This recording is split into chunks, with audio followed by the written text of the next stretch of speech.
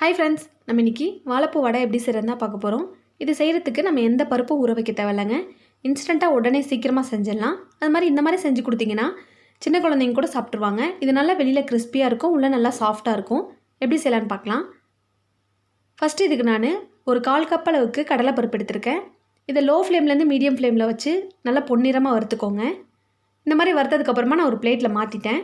இப்போ அதில் 1 டீஸ்பூன் அளவுக்கு எண்ணெய் ஊற்றிருக்கேன். இதில் இப்போது வாழைப்பூ நல்லா க்ளீன் பண்ணிவிட்டு நல்லா கழுவிட்டு தண்ணி இல்லாமல் சேர்த்து லோ ஃப்ளேமில் வச்சு வதக்கிக்கோங்க. இந்த மாதிரி நீங்கள் வதக்கும் போது கண்டிப்பாக உங்களுக்கு வாழைப்பூ கருப்பாகிடும்.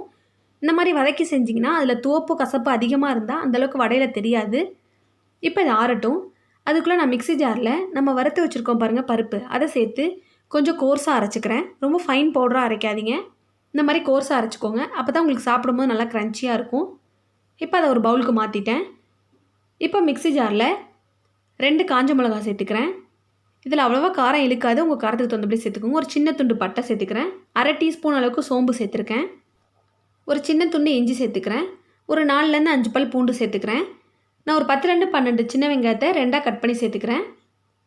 அதுக்கப்புறமா நம்ம வதக்கி ஆற வச்சுருக்க வாழைப்பூவை சேர்த்துருக்கேன். இதை சேர்த்துட்டு தண்ணி எதுவுமே சேர்த்துறாதீங்க. கொஞ்சம் கோர்ஸாக இதை அரைச்சிக்கலாம். நம்ம இப்போ தண்ணியே சேர்க்கல, வெங்காயத்தில் இருக்க தண்ணியிலே உங்களுக்கு அந்த பூ நல்லா மசிஞ்சிரும். கொஞ்சம் இந்த மாதிரி கோர்ஸாக அரைச்சிக்கோங்க. இப்போ நம்ம அரைச்சி வச்சுருக்க அந்த வாழைப்பூவையும் இந்த கடலைப்பருப்பு பொடி பண்ணி வச்சுருக்கதோட சேர்த்துக்கிறேன்.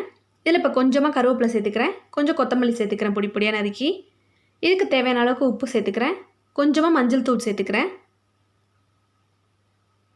சேர்த்துட்டு இதை இப்போ நல்லா பிசைஞ்சிடலாம்.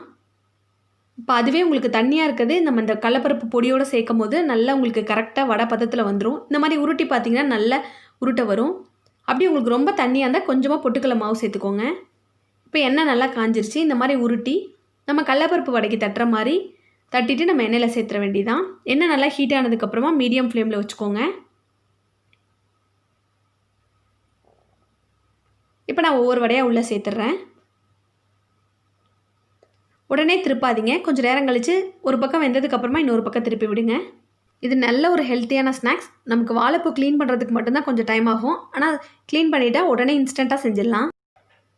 இதே மாதிரி செஞ்சு பாருங்கள், வடை சூப்பராகவே வரும். இப்போ 2 பக்கமே நல்லா வெந்துருச்சு. நம்ம வடை ரெடி ஆகிடுச்சு. நீங்களும் இதை கண்டிப்பாக ட்ரை பண்ணி பாருங்கள். தேங்க்யூ ஃபார் வாட்சிங்.